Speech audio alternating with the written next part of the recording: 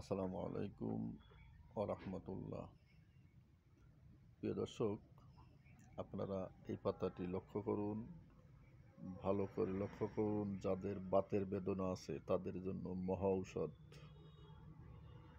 গিরায় গিরায় চাবায় কামড়ায়, যেখানে সেখানে ব্যথা করে, হাতে যন্ত্রণা করে, পায়ে যন্ত্রণা করে, গিরাগাট্টা সমস্ত জায়গায় ব্যথা, বাতের ব্যথা, কঠিন বাতের ব্যথা, তাদের জন্য এই গাছটি খুব মহা ঔষধ, খুব উপকারী গাছ। আল্লাহ পাকের দেওয়া, আল্লাহর নেয়ামত। আপনি আমি চিনি অথবা জানি না যে এটি কি উপকার করে, ভালো করে জানুন। আপনাদের জানার জন্য আমি ভিডিওটি দিলাম। আল্লাহ পাক আমাকে শিখাইছেন, তাই আপনাদের উপকারের জন্য দিলাম। সবাই উপকৃত হন। যত লোক মুরব্বী আছেন, বয়স্ক আছেন, ছোট আছেন, বড় আছেন, যেই আছেন, যত লোকে বাতের বেদনা কষ্ট পাচ্ছেন, সবার জন্য খুব মহা ঔষধ। কবিরাজি বই থেকে দিলাম। কোনো টেনশন নেই, টেনশন মুক্তভাবে ব্যবহার করুন ইনশাআল্লাহ।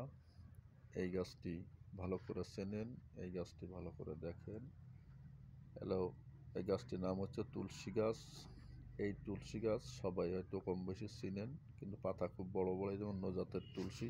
সমস্যা নয়, আপনি ব্যবহার করে দেখতে পারেন ইনশাআল্লাহ। আল্লাহ পাক রহমতের মালিক, আল্লাহর নাম নিয়ে ব্যবহার করুন। কীভাবে ব্যবহার করবেন? ব্যবহারের নিয়ম হচ্ছে, আপনার তুলসী পাতা সংগ্রহ করবেন, এক মুঠ পরিমাণ সংগ্রহ করে ভালো করে রস করে নেবেন। রস করে যে সুতের গামছা আছে, গামছায় অথবা সুতের একটা কাপড় নেবেন, কাপড়ে এই রসটাকে আপনি খাওয়াই দিবেন। কাপড়কে পানি খাওয়ানোর মতন খাওয়ায়ে এই রসটা আপনার যেখানে বেদনা আছে ঠিক সেইখানে সেই সুতির ভাঙ্গাটা অথবা গামছাটা ভালো করে বেঁচিয়ে রাখবেন।